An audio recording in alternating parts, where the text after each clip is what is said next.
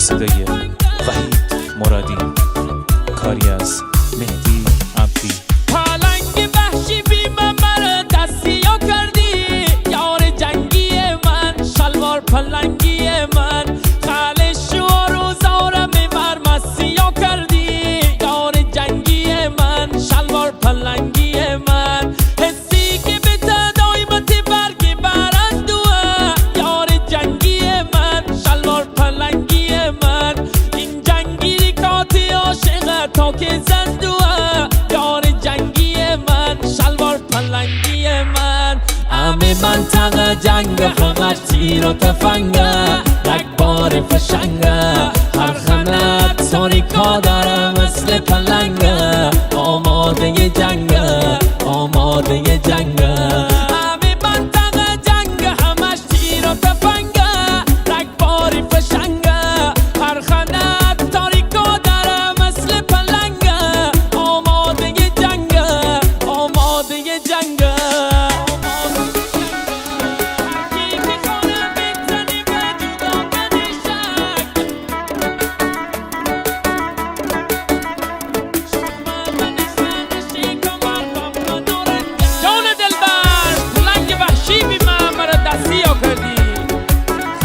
و روزارم ببر مسیح کردی، یادش بخیر.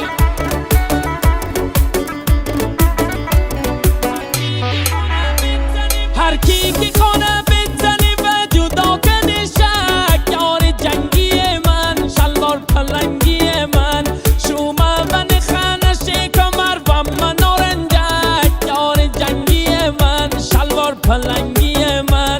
همه دوننه که هستیم اول و آخر، یار جنگی من، شلوار پلنگی من، کسش دست رکزم من نکندی باور، یار جنگی من، شلوار پلنگی من.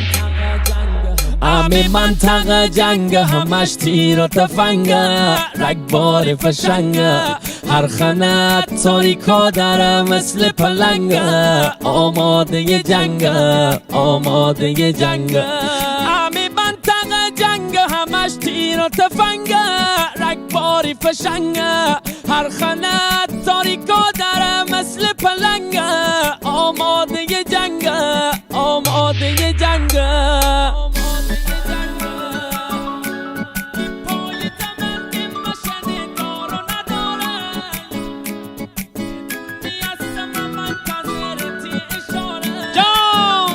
یار جنگی دا، شلوار پلنگی دا، پای دمند مشن دار و نداره، یار جنگی من، شلوار پلنگی من، شدونی هستم منتظرتی اشاره، یار جنگی من، شلوار پلنگی من. حتی رنگ داره به اسم غیرت خالی خوره، یار جنگی من، شلوار پلنگی من، همتی پیش بوری من تناب داره، یار جنگی من، شلوار پلنگی من. همه منطقه جنگ، فقط تیر و تفنگه، رگبار فشنگه، هر خانت تاریکا داره مثل پلنگه، آماده جنگه، آماده جنگه.